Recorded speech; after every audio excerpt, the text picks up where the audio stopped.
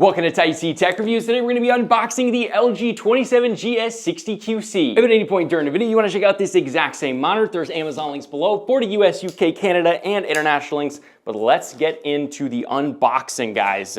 Now this monitor is a very budget-friendly monitor from LG, and most reviewers don't typically review these cheaper monitors, which is why I'm doing it. This is a VA panel, hits 180 Hertz, seems to have pretty decent specs, and actually has HDR capability. While it's probably not going to be very good, it may do something to increase the max brightness, but I'm excited to check this out and see how good it is. All right, in the box we have the stand. I do think this might be a new stand. You know, interestingly enough, that looks like a pretty decent stand. It's completely flat, but the bottom is all metal. This doesn't look like a budget stand pretty much at all. You could lay your phone there. That's actually pretty nice. We have a back plate and screws. Interesting. In here, this looks like the top part of the stand. It looks like it's non-height adjustable.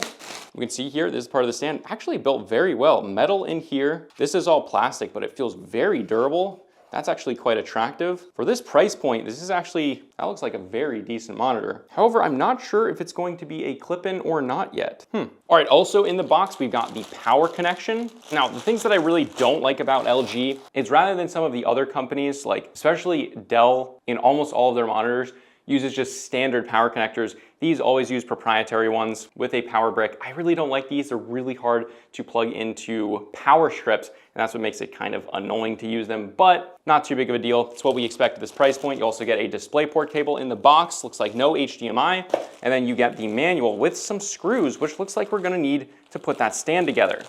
So let's get in here. We got 2 screws here, which I'm assuming, and will continue to assume, that's how we put together this stand. Take those, line them up. That locks in very nicely. Then get yourself a Phillips head screwdriver and screw the stand in. Not a bad design, I actually really like it. That's a solid stand. All right guys, with that, let's get right to the monitor itself. Here it is. It does have a 1000 R curve, which is kind of cool. So we can see the vase amount right there actually. So yeah, that's just a standard 100mm by 100mm vase amount. We have back-facing ports, which is great. We've got 2 HDMIs, a DisplayPort, and a 3.5mm audio out, which you don't always see these days. Do we just put this in? No way. Okay, they have a different mounting style. I've never seen something quite like this before, but to do it, we're gonna take this out, put it upright, and check this out. Okay, so you put the stand in like that, and then these holes right here are screw holes, which then screw in to the bottom of this mount, which actually looks like we weren't supposed to screw this in until that height section is in. So we're gonna unscrew these. Those are the screw holes. We're gonna stick that in. It's very sturdy, but I gotta say, I'm not a fan of the overall speed of this. It's a little tedious to do. With this part in, we're gonna slide that in there now. And again, make sure you do that top stand before you do this part. And there it is. Let's get the plastic off. With that done, this is a very, very solid stand, but it's a little bit annoying to have to screw in 4 screws just to get your stand in. However, I guess that's what you get at this price point, so that makes sense. All right, the back actually looks very attractive. It's also a nice 1000 R curve, which is pretty decently curved. That's not gonna be for everyone, but for this monitor, I think it makes sense because it's just a gaming monitor. It's a VA panel, so you're probably not gonna wanna do anything else besides game on it, maybe some basic tasks. But you're not gonna be doing any photo, video editing or anything like that. The tilt is also quite a decent amount of tilt. But with that, I'm gonna get it plugged in. We're gonna do an initial test on it, gaming test and a ghosting test. That's the most interesting one because again, this is a VA panel. All right guys, now with it on the desk, let's get it turned on. And there we go, we got the screen up. Now the first thing I noticed is the 1000 R curve is pretty dang apparent here. Obviously, as that's how most 1000 R curves are, but in a 27-inch form factor, I do think a 32-inch form factor would be better for that. The other thing I noticed is at normal standing desk height, this stand is a little bit low. I would really want this to be a little bit higher. However, monitor arms for the weight of this are very inexpensive. You can get one for like 34, 35 bucks. I'll link one below if you want to check that out as well. But let's get into the menu system. They use the joystick, which is really good, although the menu system looks a little weird here. Why does it look like that? That's not the typical, They actually have better graphics on some of their other monitors in this same menu system. Very strange how they kind of like downgrade it for the lesser monitors. All right, so we have some game modes, which are kind of like your picture modes rather than actual game modes. We have Gamer 1, Gamer 2, FPS, RTS, Vivid, Reader, HDR Effect, which actually makes it very vibrant. That's quite interesting. I mean, very oversaturated, but some people might be into that. And then we have color weakness for people that are colorblind. So for right now, let's leave this in gamer 1. We also have adaptive sync, which is on extended. We also have black stabilizer, response time settings, which we will be testing in this video. We have crosshairs that you can put on the screen, FPS counters. Then let's go down here into picture adjust. It's at 60% brightness. Let's turn this all the way up. Yeah, that looks like pretty much probably a like 300 nits, which is what I think it's rated for. But again, in the full review coming in a few days, that's where we'll go through all the testing data. This is just the unboxing initial impressions. All right, keep going down. We got contrast here, sharpness, gamma. You can change the color temperature. You have RGB. This menu system is very good. It's one of the best in the industry. It looks pretty, although this one looks not as pretty as the other ones, which is very interesting. We have our inputs here, aspect ratio. You have your auto input switch.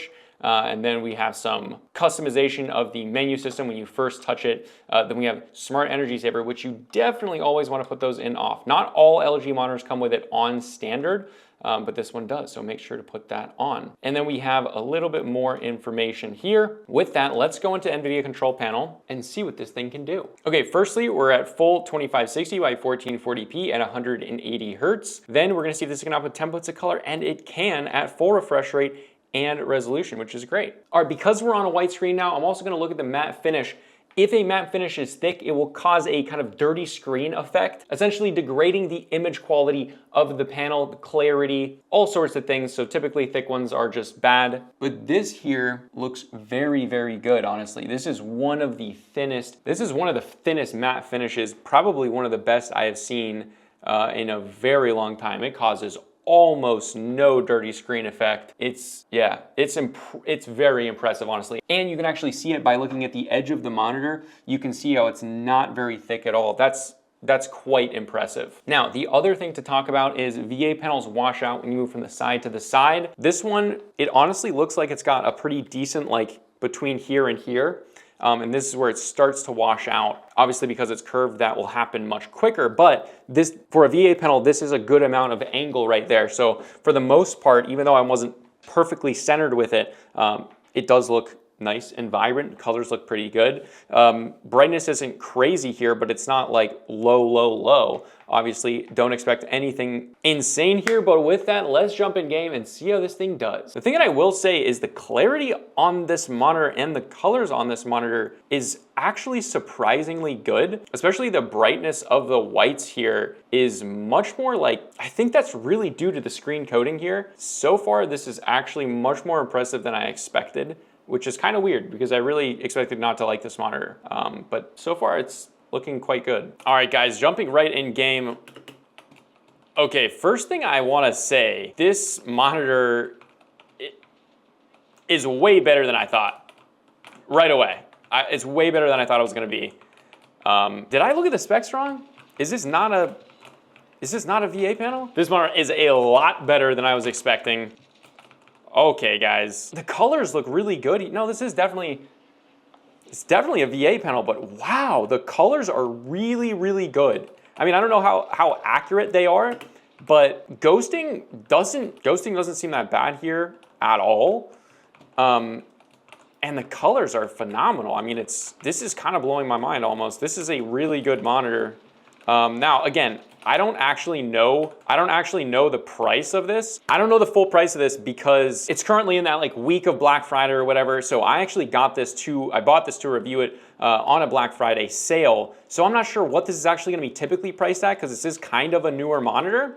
But holy cow, this is a much better monitor than I was expecting. I have to like go in and check the specs to see what's going on here. Colors look really vibrant.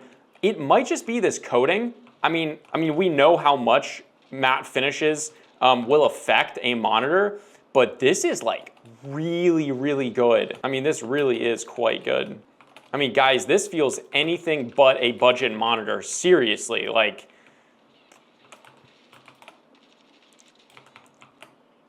this is very, very impressive. I mean, the greens here look saturated, but the white balance is, I mean, the white balance doesn't look off at all. The clouds here, everything looks really, really, I mean, it's hard for me to tell because Black Ops 6 is like, I don't even know how accurate it is to begin with in terms of like, I think it is kind of oversaturated, so it's hard to tell, but holy cow. I mean, this is like This looks so freaking good. It is a little bit crazy. And it's not like, the ghosting looks really good here. I mean, this feels like a very fast monitor, and you know, it is 180 hertz, but still, I mean, this is crazy, guys. All right, guys, I'm just gonna have to make myself stop playing, but seriously, like, I know it's gonna be hard to see on camera, but I think it's the finish. This finish is ultra thin, and it makes the brights, it makes kind of like the colors and the brights more separated, and you see that on like OLEDs. That's what we see on OLEDs, is we see how nicely separated everything is, where matte finishes kind of like almost blur the whole image. And here, while it still is a matte finish, you don't get that dirty screen effect at all in these whites. You also get really good separation on things like the text, especially on a darker background. It's just the text there, just the white, and then it's green. I mean, this is really impressive. The colors are also really good. The reds are deep and vibrant. The greens look good. And then the sky isn't weird with like a strange white balance. I mean, it looks pretty dang accurate. Brightness here, I'm in a bright room right now and I don't have a problem with it. I don't have light directly behind me, so that might definitely add to it, but you gotta think with that 1000 R curve, if you have something behind you, like if you have light directly behind you, it's probably gonna be slightly more intensified because it's gonna like reflect off of that curve a little bit. But if you have light to the sides of you, it's probably gonna do it less because it's gonna actually pull light from like more center. So this is a brighter room. This monitor, especially in game, it does not seem dim at all. I would be perfectly happy with this. And you guys know I like bright monitors, so that's saying a lot. Also, more common with not having a matte finish or having a very light matte finish. So that might be just affecting this in a huge way, but I am really impressed with this monitor. I need to check if this is actually what's going on, because I do my research, but in the unboxing phase, it's initial impressions. And then in the review phase, that's where I really go in depth and make sure 100% of what I'm saying is like fully correct. I just looked on LG's website again, and yeah, it's a VA panel. I feel like we have to test the ghosting right now, because yeah. Doing the UFO test, few things going on, pretty typical of VA panels in some ways. There is more ghosting in the darker areas. Now, to be fair, the map that I was in Black Ops 6, again, just initial impressions, is fairly bright, so that makes sense. In the non-bright areas, it has extremely low ghosting, like exceptionally low ghosting for a VA panel. Also, the thing that we see is with VA panels, you get a lot more like artifacting and weirdness going on. Here, it's very clean ghosting, more similar to like an IPS panel. And the colors look really, really good. Like the colors, everything looks clean. I really think it's because of that finish. I was not expecting this panel. I haven't actually reviewed a lot of those more budget LG panels. You guys also know I am not a big fan of LG's WOLEDs. I'm a big fan of this. Wow, their VA panels. Let's go into the response time settings. Let's change it to faster, and that causes quite a bit of pixel overshoot, inverse ghosting. Let's go down to normal. Doesn't actually change a whole lot between those, a little bit for sure. And then in off, it again doesn't change it a bunch. But in fast, what you want to leave it in is fast, which is what it comes in, which is great. Really impressive. It does have ghosting. It's a VA panel. All VA panels are going to have some amount of ghosting, but in lighter areas, it's exceptionally low. Like it's, for a VA panel, this would be like crystal clear. I'm gonna take the camera and show you what I mean. And you can see what I mean there. On that bottom rung, there is like no ghosting. Now, when we go to the top one, it's a darker background. That's where you see some ghosting. And while that is a noticeable amount of ghosting, again, in those darker areas, that's very good still for a VA panel, and it's clean. The whole panel looks fantastic in person. Colors look great here. The white balance, I mean, we're in Windows here. I have a very good eye for color at this point, and this white is pretty bang on. I mean, honestly, again, like I said, in Black Ops, it's a little bit hard to tell color accuracy, but right off the bat, this thing looks really, really good out of the box. Turn the brightness all the way up, leave it in game one. Just initially from doing that testing, it's gonna be hard to not really heavily recommend this monitor. This is maybe one of the most compelling VA monitors in a budget space that I've used maybe possibly ever, except maybe that AOC mini LED lit panel. But this one is a cheaper monitor than that monitor and also different, but wow, does this thing look good. But again, if you want to check it out, there is Amazon links below. My review will be coming out in a few days. We're going to go through, use this daily, test out games, all sorts of games, do color tests on it, everything like that, brightness tests. So make sure to subscribe below and hit that notification bell so you get notified when I post a review. But this is Type C Tech Reviews, and I'll see you guys in the next video.